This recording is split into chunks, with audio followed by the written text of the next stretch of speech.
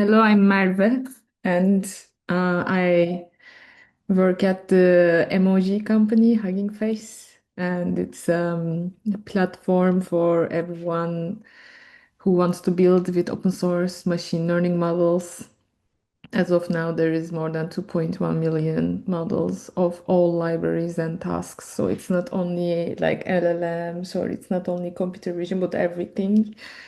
More than 500,000 data sets, applications. We have also social features and a big ecosystem of open source libraries that contribute to the building with open source models, defining many APIs to kind of enable a standardization of pre-trained models. And but what is open source, in case you didn't know? So basically, when you go to a model repository, you see this thing. It's called a license. So when a model has like a commercially permissive license, like MIT or Apache 2.0, we call it open source. And if it's out there, like with the model files and stuff, when you go here, you will see the model files. When you see the model files, it means it has weights available, but a model might be commercially not permissive, but still have weights available online.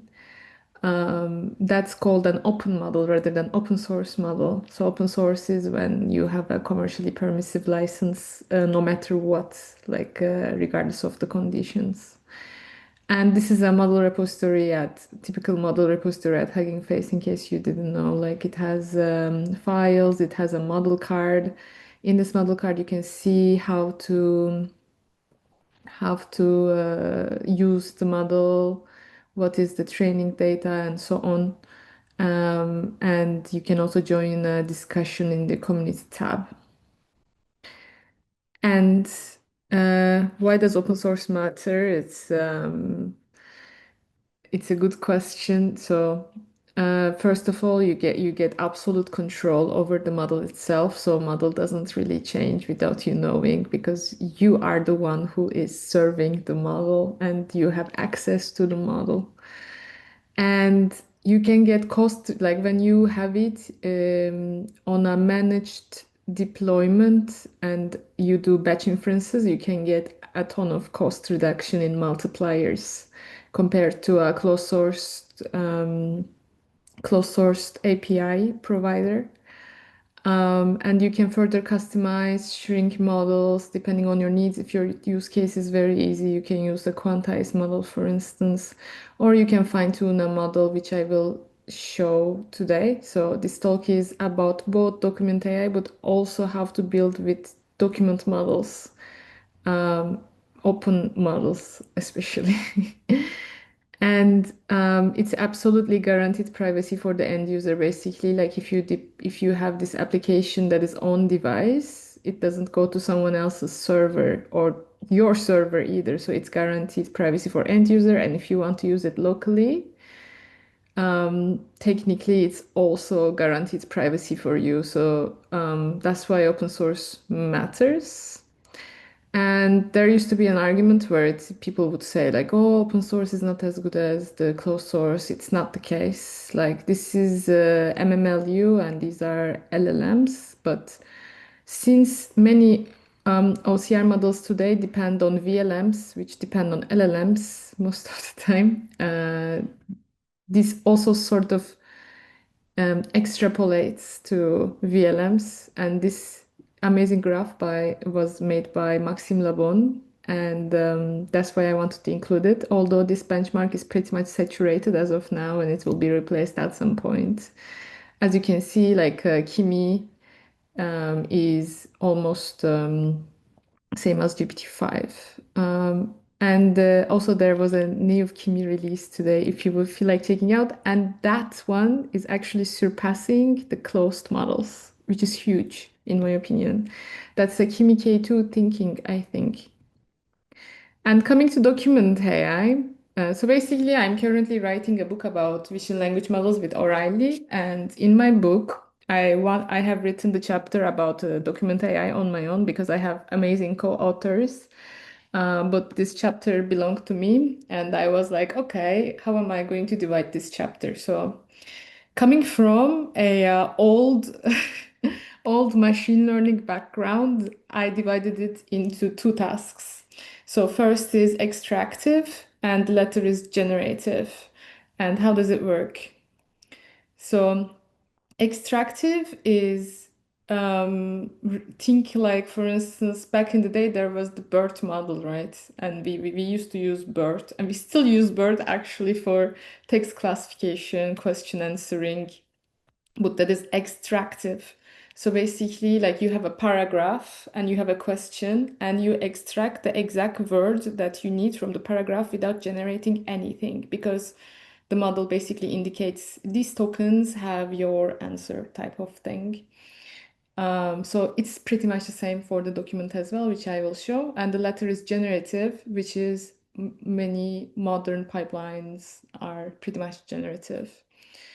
And with extractive, you can do extractive question answering, token classification, document classification, like most of the understanding tasks that don't require any generation, basically. And it looks like this. So for instance, I give the model the paper, and I ask it a question, what is the name of the model in the paper? And it just tells me the answer directly, like it extracts it from here. It's the first word.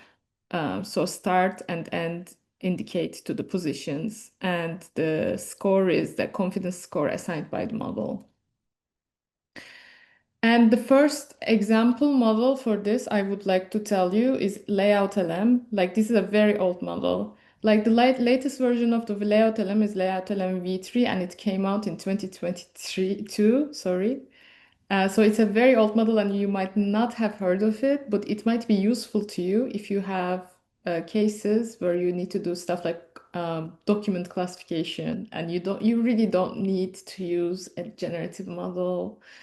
So that's why I'm super always bullish on old models like BERT, like LayoutLM, like whatever that is simple and can run locally is just, I just love it. So LayoutLM is actually the same, the first LayoutLM. So the one you are seeing here is um, older version, later version, but the first layout LM is actually the same architecture as BERT. And this one is also similar to BERT, which I'm going to show.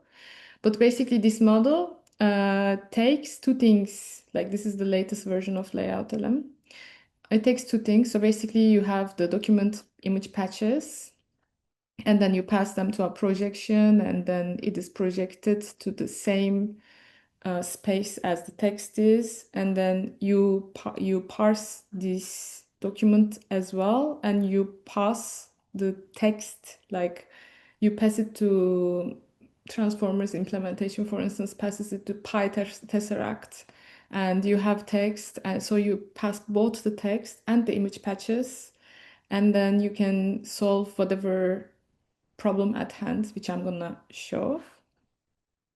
But basically, like the downside of these models was that first off, it's not an OCR-free approach. So back in the day, you could have done something like pass the OCR, pass the document to OCR, but you would the models, the understanding models were having not super long context. So, like at the end of the day, for extracting something from documents, you needed something like this. But this is very compact after all, and it's very good. So what you can do is, because it's just like BERT, it's literally like BERT if you know BERT. It's like you have pre-trained embeddings, and you put a question answering head, document classification head, or token classification head on top of it, and you can just fine tune on any data set that you want. So the first layout LM was like text and OCR. It was taking in text, OCR boxes, and optionally image patches. basically like we pass them through embedding layers, and those embeddings weren't concatenated but summed up, and then you just when fine-tuning you just pass those embeddings to the model. And for the second LayoutLM, it was multimodal pre-training, more native to the, how do you say, like a multimodal alignment rather than this approach. But it was using CNN. It's like a separate image model. And last LayoutLM was more unified in architecture, which I'm going to show just now. So this model was, if you know BERT again, so don't fret if you don't understand what I'm saying, because what I say is a bit depends on whether you know BERT or not. I'm just going to go straight forward to the generative models. So don't fret. I just wanted to add this for those who want to solve issues easier. So this model has three losses. So it solves three tasks. First off, it has a mask language modeling head. If you don't know mask language modeling, it's the main problem that BERT was solving. Basically, you mask a certain number of texts and then try to predict that part of it. So with GPT-2, for instance, it was like you were gonna go left to right and then try to autocomplete. But with BERT, it was parts of the text. Same with image. You have a mask image modeling head and you try to predict the image patches, and then you have a word patch alignment task, which is like if the image patch belongs to a text word or not. So for instance, you pass this through OCR, right? And assuming you have a word that actually is located here, that is trying to solve that part. So yeah, moving on. So this is a cool model in my opinion, and it exists in transformers if you want to use it. If you have a task at hand that is about document classification, like for instance, you have a batch of documents and they have like subtle differences between them, but it matters. Like for instance, you have a different layout or whatever, you have forms, you have something else, and you want to predict the type of the document, I highly recommend just taking a look at this one. Or for instance, if you want to solve, um, trying to identify parts of documents, like for instance, this is called token classification. It's like, the form fields are indicated by the model, and the feelings that the values that you feel for those form fields are also can be classified by the model. This is called token classification because each of them are technically tokens that you want to classify. For instance, this is the header, these are the form fields, and these are the form field values. And then you have like stuff like signature or dates. And same goes here, like you have a figure, you can just identify, if you, especially useful if you have labeled data for that problem. But these models are dependent on OCR and it's not that good. What do we do? What came after was Donut.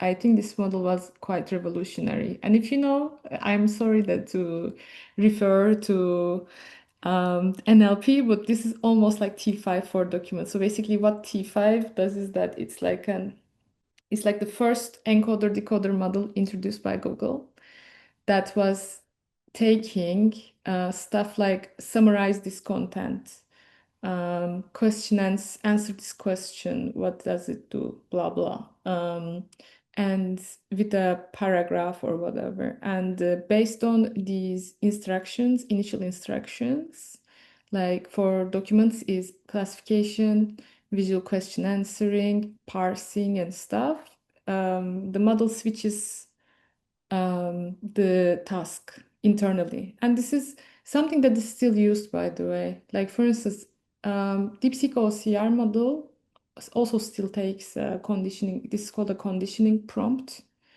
And DeepSECO OCR model still takes or conditioning prompt, for instance. So this type of stuff still exists. Anyhow, so this model is the first encoder-decoder model it's also not dependent on OCR, so it's pretty cool.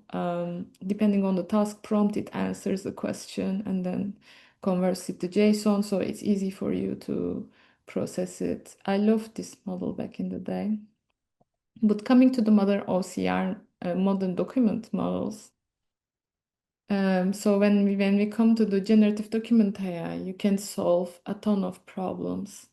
Um, Assuming I have this chart, okay, which is taken from small VLM paper.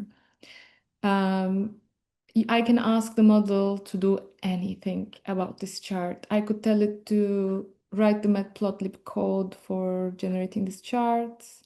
I could ask it to parse this chart as JSON. I could ask questions to the model about these charts to just give me a quick explanation. And they are basically like these models are just Swiss Army knives, and they are mostly based on vision language models like Qwen-VL is these days a popular one. You can do open-ended prompting, as I have said. You don't need to condition stuff or like you don't need to add heads or whatever. And there's also OCR models on top of this stack, which is also dependent on, mostly based on VLMs, by the way. And for open-ended prompting, basically like do literally anything. And coming to open-ended prompting and also varying layout, so basically like you probably know that documents are one of the most complicated problems to solve because every document is very unique. They all have varying layouts. They might have images, they might have infographics and stuff. So it's not really straightforward as visual question answering about a photograph, for instance.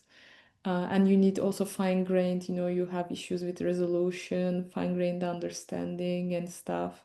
So you need really cutting-edge models if you want to solve something like that.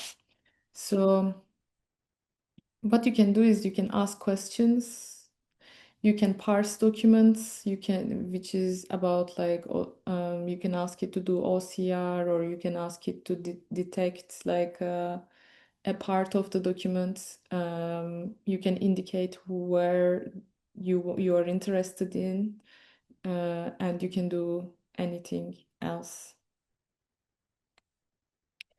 And coming to some of the models that I want to talk about, because I feel like if I just talk about models themselves, this will be better to explain and materialize. So first off, vision language models, and not like vision language models. When I refer to them, I refer to models that can do anything rather than only OCR. So first one is Florence 2. I think this is the fan favorite model because it can do many tasks and it has very little number of parameters. And if you fine tune it, it will be great.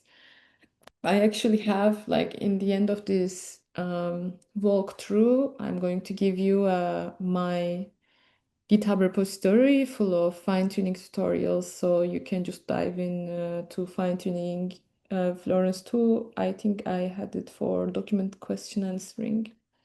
So this model can do literally anything. I think it's my favorite, but for documents, it can do, for instance, like detection with regions of interest. It can detect the bounding boxes. Yeah, like it can just return the bounding boxes and the text inside that.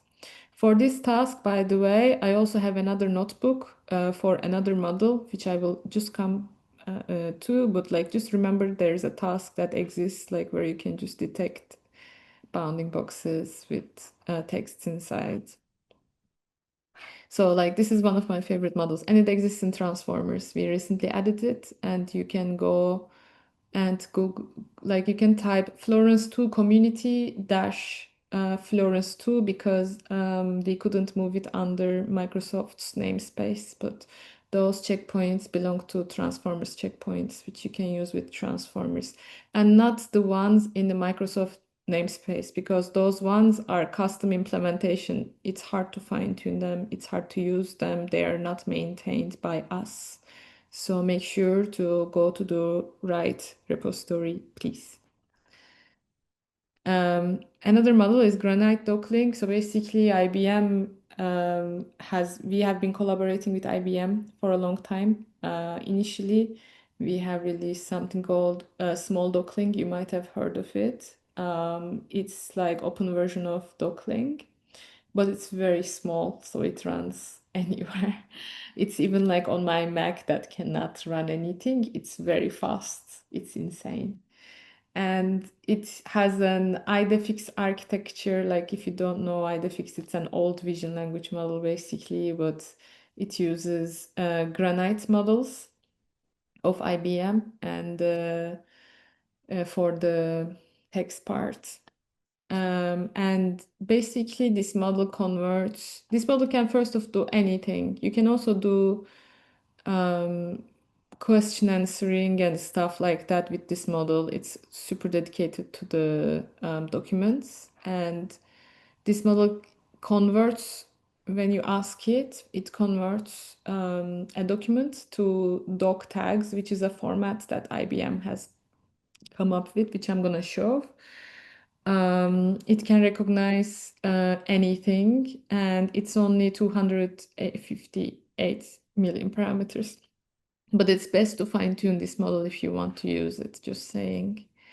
So basically, this is the doc tags format. It is very cool because basically, like, first off, it's layout aware in the sense that it has location tokens that indicate where a given picture is, for instance, and it can convert tables to a more fine-grained format. It can also indicate the locations again. It can convert code like basically it's a bit like HTML, but more directed for documents. And for the tables, it can also do captioning and stuff. So this model was the model that I was talking about, Cosmos 2.5. It's also released by Microsoft. And this model, I have a tutorial that you can do detection with bounding boxes and OCR with bounding boxes. So it has two checkpoints. First one is Cosmos 2.5. It's more for OCR, and there is Cosmos 2.5 chat. It is more for stuff like document question answering. So make sure to get the right checkpoint, and it's only 1.4 billion parameters with Apache 2.0 to license, and it exists in transformers. So my notebook is also based in transformers. And lastly, Qwen-VL. I think it's not a document model, but rather it's a Swiss Army knife VLM. It's the best VLM, I think, out there. It comes in all sizes and different FP8 precision as well. And it can do anything, literally. It's not limited to documents, but it can also do document stuff. It's multilingual and it supports, it's state of the art compared to closed APIs. So it's actually great. And coming to OCR, so when we refer to OCR, it's really not the best way of referring to this thing because OCR used to be just predicting the letters and stuff, but today OCR is just much more than that. These models can do like layout detection, figure parsing, image captioning, and more like everything. They can preserve reading order, for instance, when given a complex layout. So it's super important to emphasize. And there's literally no best model. Everybody's asking me What is the best model? There is no best model. We have written a blog post about this, but I will briefly go through how to pick a model. And pretty much almost all the OCR models, I don't want to say all of them because it's simply not true, but most of them are fine-tuned version of a vision language model, and I would say Qwen-VL models were used a lot. And I want to go through some of the formats, like input-output formats, because they matter when you want to pick your own OCR model for your use case. So first off is HTML or DocLing, DocTag.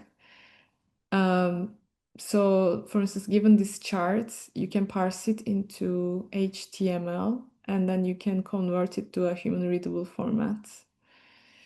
Or like for much more complex stuff, like you can actually reconstruct this in HTML if you wanted to, I think. So, and yeah, same goes for many different things. Because of that, like when you see how you need to reconstruct things, so if your thing is to reconstruct things in the digital format, you should go for a model that can do that can output doc tags, so Granite DocLing or HTML. I think DeepSECO OCR does HTML. We will just go through them. If you want to feed your output to an LLM, pick a model that outputs Markdown and image captions. And if you want to use it programmatically, choose a model that generates JSON because that's easier to deal with. So basically, which OCR model you should be picking heavily depends on the fact that you should choose a model with that output type. Give me a second. Yes. So the latest influx of models. So we have what? Nanonets, PaddleOCR, VL, DOTS-OCR, OCR-2, Granite DocLing, DeepSECO OCR, Chandra, Qwen-VL, Lights and OCR. All of them came in like the earliest model was 2 months ago, and then it just kept coming. So we felt like, okay, we have to compare them for people and just release a blog post so that people can pick which one is the best for them. So if you go to this link, you will see there's a blog post of comparison. But if I were to go through them, for instance, PaddleOCR VL and DOTS-OCR, I think they are my favorites. PaddleOCR VL actually consists of two models. First one is a document layout detector, that is object detection model. And then once you get the bounding boxes, you pass them to VLM, and it works in a very robust way because of it. And it's very small. It's like 900 million parameters. And it supports many languages, and it can handle many things. So when you pick a model, it really depends like what you want to extract. For instance, Nanonets can extract signature and watermarks, which is not really with other models, in my opinion. And it has like sort of this smart checkbox and flowchart handling. It can output the exact like character that you can use to reconstruct that. And we also wrote the OCR benchmark score. OCR-2 was recently released by LNAI. This is actually not English only, but the benchmarks were just referred as, like the paper itself was saying English only, but many people say that it's very good in other languages as well. So I highly suggest using it. It's an 8B model. It's relatively large, but it's really good. Because they have released this with VLLM and SGLang implementation. I think VLLM for sure. that if you do batch processing, it's tenfold cheaper than closed source models, which is insane. Probably these models are probably even more cheaper, but still, this model is very performant in benchmarks. And then there is Granite DocLing that I went through. It supports these alphabets. I don't know about the language part. And DeepSECO, there's this DeepSECO OCR. DeepSECO OCR was revolutionary in the sense that it feeds the text as like screenshot, like as in the image modality, which is a bit crazy. Um, and yeah, like it's a bit crazy. And this model can output Markdown and HTML. And what blew my mind was that, for instance, you have a graph, it can output the HTML code um, that is like within the text itself, that you can reconstruct the graph within HTML, which I really liked. I didn't try this task with other models, but I think OCR cannot do it. OCR has like specific, um, how do you say, specific capabilities that is a bit more restricted. But this model is also based on Qwen, by the way. This model is a bit more custom. It has a sophisticated setup for the image encoder. I don't remember exactly now. And I already mentioned this model. And if you want to pick your model, so by the way, in the blog post, there is more models to compare. There is Chandra, for instance, but I didn't add all of them. And if you want to compare the model, like any given model, you went to the paper itself, you check the benchmarks, okay? How do you compare? So there's three benchmarks oftentimes. These two are more popular. This one is multilingual but less preferred because I think it has like lesser quality annotations compared to these two.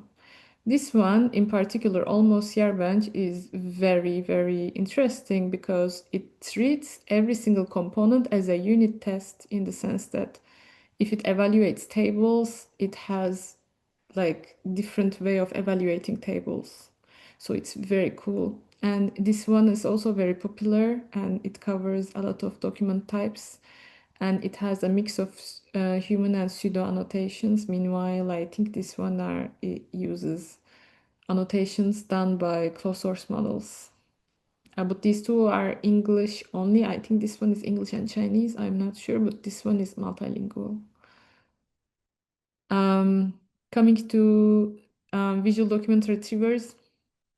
So, by the way, I wanted to ask how many minutes do I have left? If we could start winding it down here in the next 2 to 3 minutes, that would be fantastic.